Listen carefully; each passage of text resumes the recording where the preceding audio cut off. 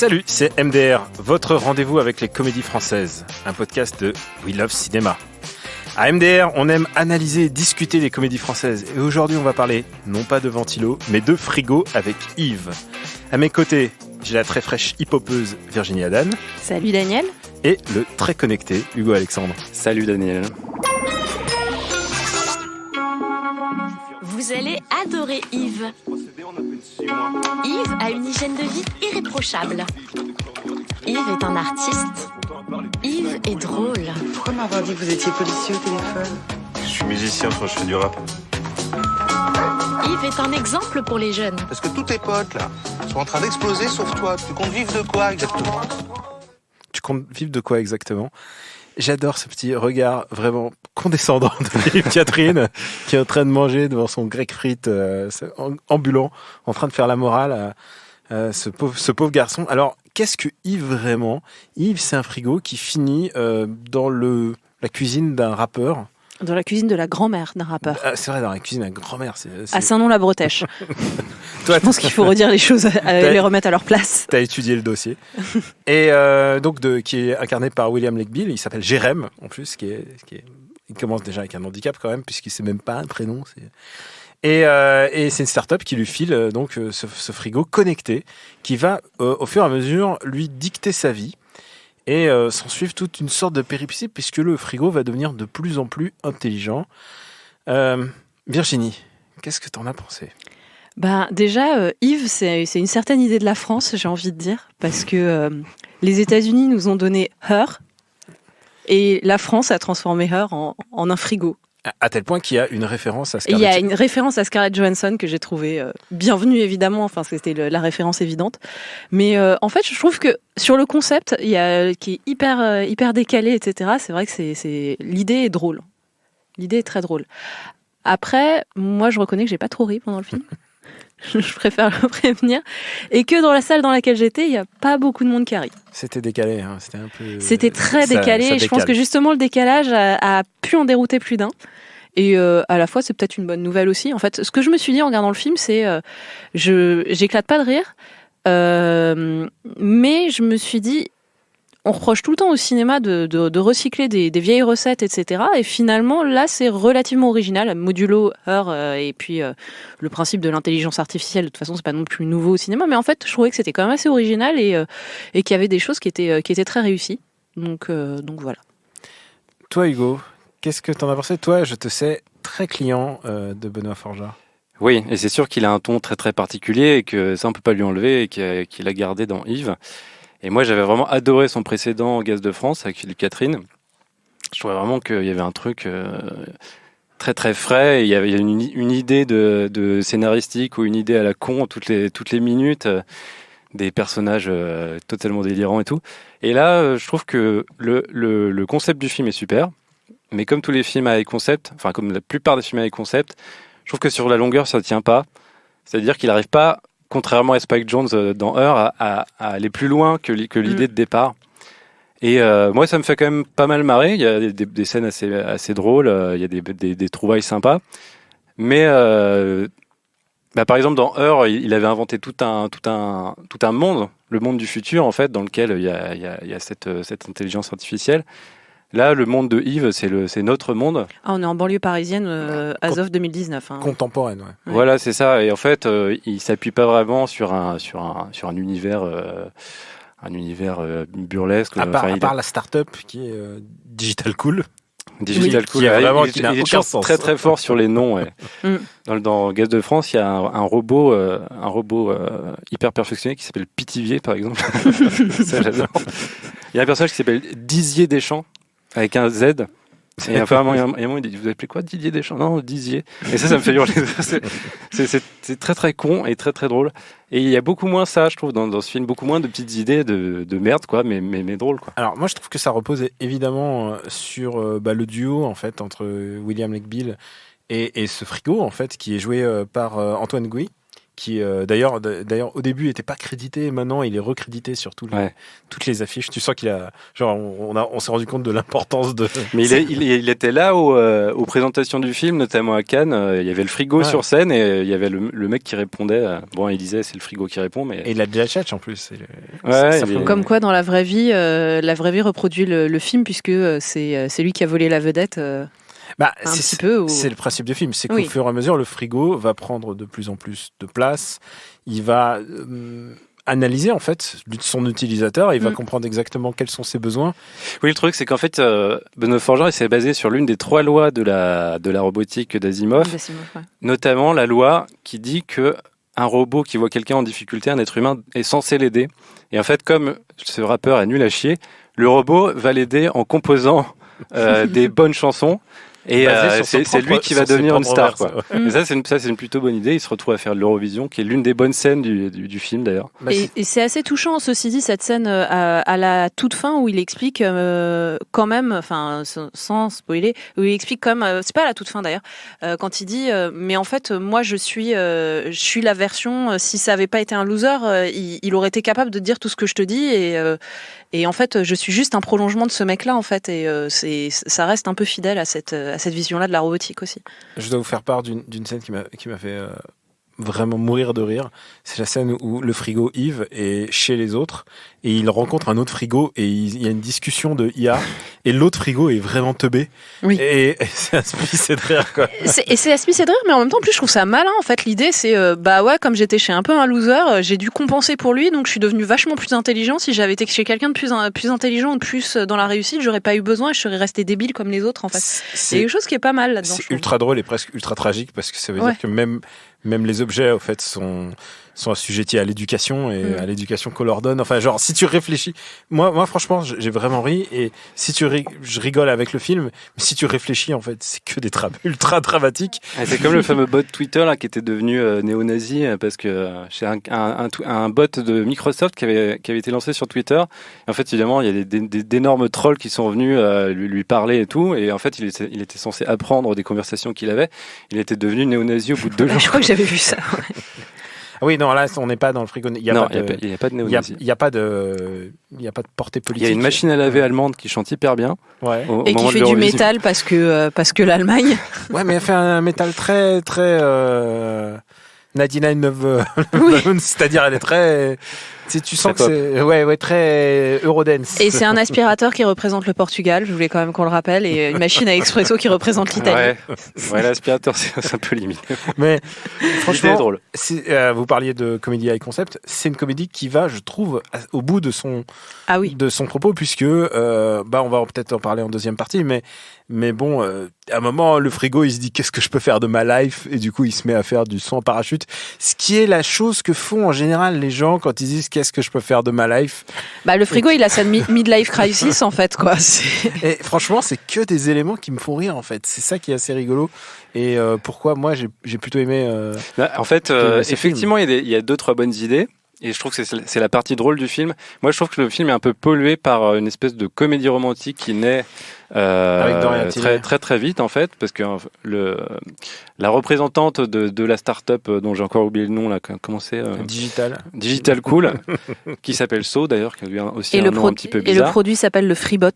Voilà. Et donc, c'est Doria Tillier qui représente cette marque et qui va amener ce frigo chez William Letgill. Et tout de suite, il y a une espèce de comédie romantique qui naît. Et le frigo prenant de plus en plus d'ampleur, il y a un peu une espèce de ménage à 3 qui s'installe.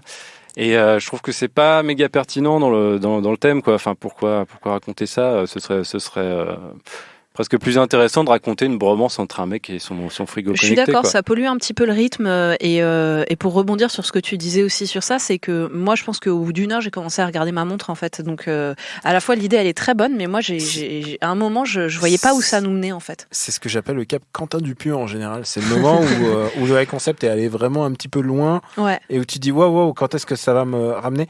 Et j'aurais préféré un buddy movie, effectivement, pur buddy movie. Parce qu'en plus, il le traite mal, son frigo, et je trouve ça pas cool, quoi. J'étais un peu... Ouais, mais il essaye de prendre sa place, le frigo. Ouais. Et clairement, il y a une rivalité qui s'installe. On va s'écouter, non pas une petite vatte, mais un petit son. Carrément rien à branler, c'est tout ce que t'as raconté. Carrément rien à branler, c'est tout ce que t'as raconté. Regarde les joueurs de la Ligue 1. Ces mecs-là mangent pas de gras. Toi tu as le bilan sanguin d'un remplaçant en CFA. Carrément rien à branler, c'est tout ce que t'as raconté. Va te faire autotuner, ce sera moins dur à écouter. Va te faire autotuner. Va te faire autotuner.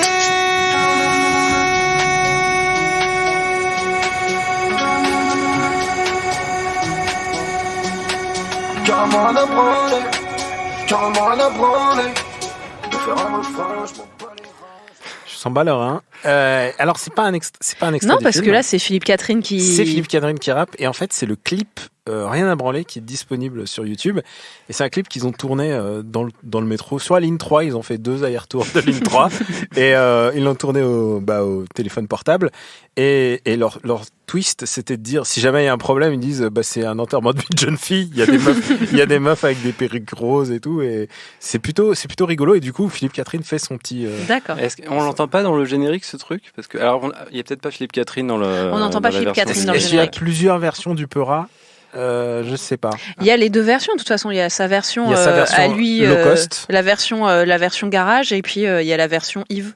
Oui, parce que Catherine, il joue le producteur de William Lebguil, et donc il n'est pas censé forcément chanter dans son. Avant qu'on dans ce parle. titre. Oui, c'est vrai. Mais avant qu'on parle de ce qui nous a aussi marqué dans le film, Philippe Catherine, est-ce qu'il est fabuleux?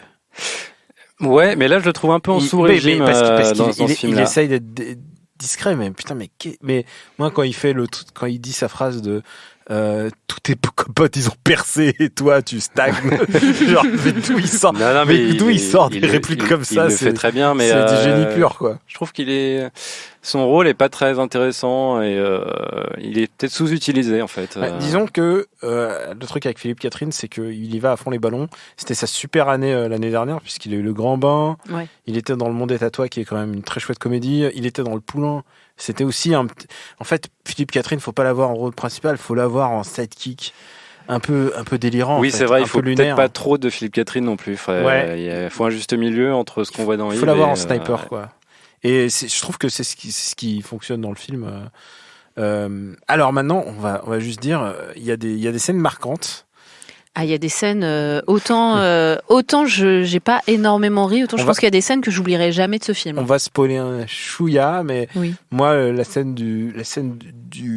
Triolisme. Non, à toi tu penses à direct triolisme. Moi, j'allais dire le meurtre de Frigo. Ah oui. C'est d'une tristesse, c'est Je me souviens même pas. il le pousse dans la Il le flotte. pousse dans la Ah oui. rivière. Ouais. T'étais endormi à Cannes quand tu l'as vu, c'est ça? Ouais, ça va être ça, ouais. Parce que il en veut à Yves de lui avoir, pense-t-il, gâché sa vie, et donc il veut se débarrasser de Yves. Oui, ça me revient maintenant. Mais si tu veux. Mais, est-ce vraiment une scène si mémorable que ça? Ah ouais. Moi, ça m'a marqué. Bon, bah. Et puisque Virginie assistait, on va parler de triolisme, puisque Ouais. C'est la fin en apothéose du film, donc désolé, c'est un spoiler. Mais le film se termine quand même par un plan à 3 entre le héros, Doria Tillier, et un frigo. Et j'étais pas prête. c'est super. Alors c'est bizarre parce que pourtant des scènes de sexe sur des machines à laver, on a vu et revu, acté. Mais dans un frigo, ça doit pas être très confort en plus, quoi. Oui, Sérieusement, surtout elle fout la tête dans le freezer, En quoi. plus, ça donne un petit La côté machine n'est violent. pas active en général, Ouais. alors que là, il est. Il est givré de malade, hein, en plus. En plus, comme J'avais juste envie de dire, putain, mais débranche-le qui dégivre pendant 2 heures, là, il fait hyper chaud dehors, ça marchera, quoi. C'est l'excitation. Hein. Je pense que ça se matérialise comme ça. Chez donc les frigos. Hugo, t'es quand même excité malgré le froid, c'est bon à savoir. Mais ouais, non, il y a vraiment des scènes weirdo en fait, et j'aime bien les scènes weirdo. Alors, sur le principe, c'est audacieux, c'est bien d'être allé jusqu'au bout. Et en plus, là encore, c'est vraiment la touche Forgeard par rapport à Her, où il y a une scène de sexe qui est vachement belle, émouvante, etc. Là, c'est assez YOLO. c'est YOLO, exactement, en fait.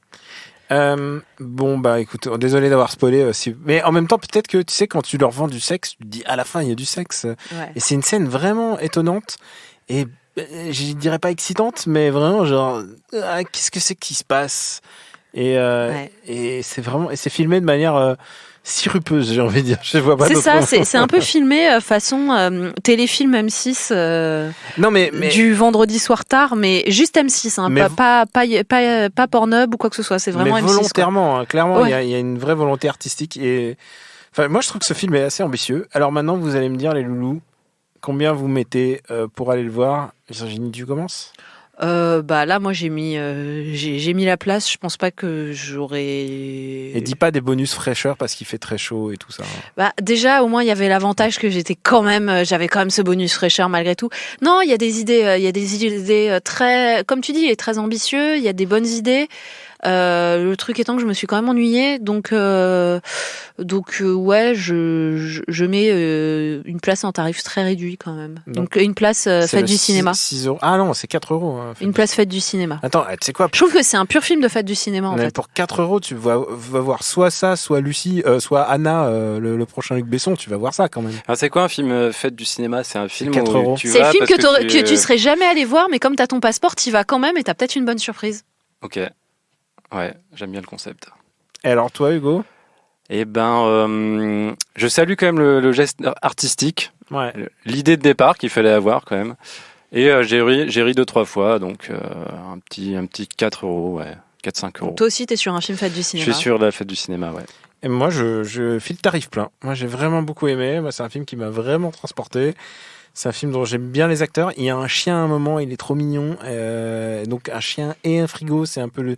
Et dans le hit parade Cinematic Universe, on a quand même une bonne fausse chanson de rap, c'est vrai. Et il y a un truc un peu entêtant, hein, parce que carrément Diana Branley, c'est un vers musical. pendant le montage, j'arrêtais pas de le chanter et je pense que je vais pas arrêter de le chanter. Et puis, puisqu'on est lancé, on a forcément une reco. Virginie, tu veux te lancer? Bah, tu parlais de chien. Et moi, Voilà. je pense chien, je pense prénom et je pense comédie française et high concept, je pense Didier. D'accord. Tout simplement, de et avec Alain Chabat, Classique. 1997 me semble-t-il, c'était super drôle, donc voyez Didier. Est-ce qu'il n'y a pas, puisque tu parlais de dernier acte et tout ça, de un moment un ventre mou, est-ce que justement Didier, c'est pas un film avec un espèce de ventre mou au milieu assez sidérant? Moi, je me souviens de le début, ça part à toute berzingue et puis ensuite ça. C'est un peu le problème, c'est un peu ce qu'on disait sur les films qui sont avec un concept très fort. En fait, le concept tient tout seul à lancer le film. Après, il faut savoir quelle histoire on veut raconter. Et s'il n'y a pas vraiment d'histoire qui se tient la route, on a un peu Ouais, cette c'est ça qui faiblesse. manque en fait. Il a rien à raconter. Il a Voilà. juste son pitch de départ, un frigo intelligent, ce qui est déjà bien, mais il raconte rien à partir de ça, quoi. Je trouve. Et toi, Hugo, est-ce que tu as une reco à part Mais j'en ai 4 en fait parce que balance. en fait je suis très fan de tout ce que fait Benoît Forjard et ça va bien au-delà du cinéma.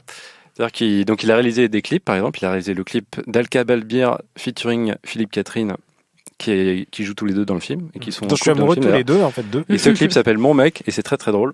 En fait, c'est une meuf qui dit mon mec il va te péter la gueule, mon mec c'est un mec super fort et tout, et t'as Philippe Catherine à l'arrière-plan qui casse des œufs dans la paume de ses mains, un truc complètement délirant. Donc ça c'est du pur Benoît Forjard. Il a aussi fait il fait des conférences et des vidéos d'exégèse cinématographique qui sont un peu des parodies qui sont complètement des parodies de l'émission Blow Up de Arte d'ailleurs.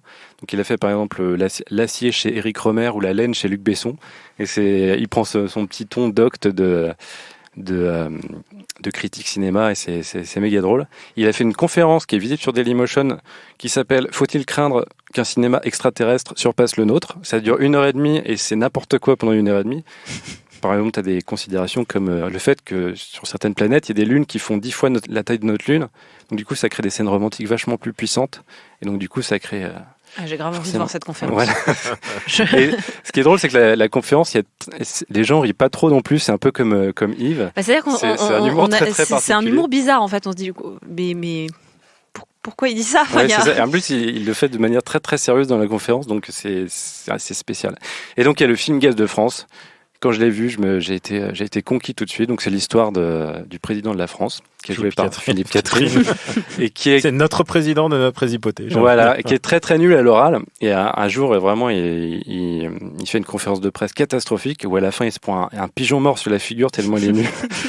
Et en fait, il y a son directeur de cabinet qui crée une task force avec les plus grands cerveaux du pays pour décider ce que va dire. Enfin, le président, faut qu'il annonce quelque chose, sinon c'est foutu pour la prochaine élection. Et donc ils essaient de trouver ce qu'il va bien pouvoir dire. Donc c'est n'importe quoi pendant 1h30, c'est plein d'idées à la con. C'est fabuleux. Et pour ma part, on parle de film high concept, et comme on l'a pas traité, il y a eu un ciné dedans. J'en ai parlé un petit peu, et j'en ai parlé aussi dans mes propres podcasts. Le Dain, oui. Quand même, une comédie high concept. Alors pareil, c'est une comédie du bizarre. C'est une comédie où il y a sans doute un de mes kills préférés au cinéma de l'année, alors que même John Wick ne fait pas aussi bien. C'est l'histoire de Jean Dujardin qui joue le rôle de Georges, 44 ans, et j'adore lire ça. Georges, 44 ans, et son blouson, 100% d'un, ont un projet. Et voilà, c'est tout. C'est le seul pitch qu'il y a sur... Est-ce que ça spoil si on dit le projet ? Parce qu'on le sait assez tôt dans le film quand même. Et c'est un projet très... Il décide d'annihiler tous les autres blousons. Voilà. Il veut être le seul mec sur Terre à porter un blouson. Un blouson parce que... Un bon concept. Voilà. Et voilà, ça c'est une autre idée avec concept. Jean Dujardin n'est jamais aussi bon que dans ce film. Adèle Haenel est super. Vraiment, c'est une très très bonne comédie. C'est une comédie très noire. C'est une comédie sur les Pyrénées-Atlantiques. J'ai comparé ça à Venom, mais en bien, parce que c'est quand même un film sur l'obsession, et il le joue un peu comme Venom, mais sauf qu'il mange pas des homards tout cru, mais par contre il a son propre délire, et son délire c'est d'avoir un blouson en daim. C'est d'avoir un blouson en daim et aussi une lame sur lui. Enfin, une pale de ventilateur. Une pale de ventilateur avec qu'il utilise comme dans un film de Choi Ark. Vraiment, c'est voilà. Le Dain vous décevra pas. Le Dain dure 1h10 et quelques. Oui, c'est toujours très court. Voilà. Et il y a quand même aussi ce petit ventre mou qu'on trouve toujours sur les films de Dupieux. Mais voilà, je pense que c'est le propre des films high concept. Merci à Quentin, 7ème dame à la technique. Pour nous retrouver, c'est MDR sur Apple Podcast et toutes les applis dédiées au podcast et sur SoundCloud. Donc merci de vous abonner, merci de laisser des commentaires et d'en parler autour de vous, car on est de retour. La semaine prochaine, on a une comédie. Oh là là, je vous dis que ça. Allez, on vous embrasse.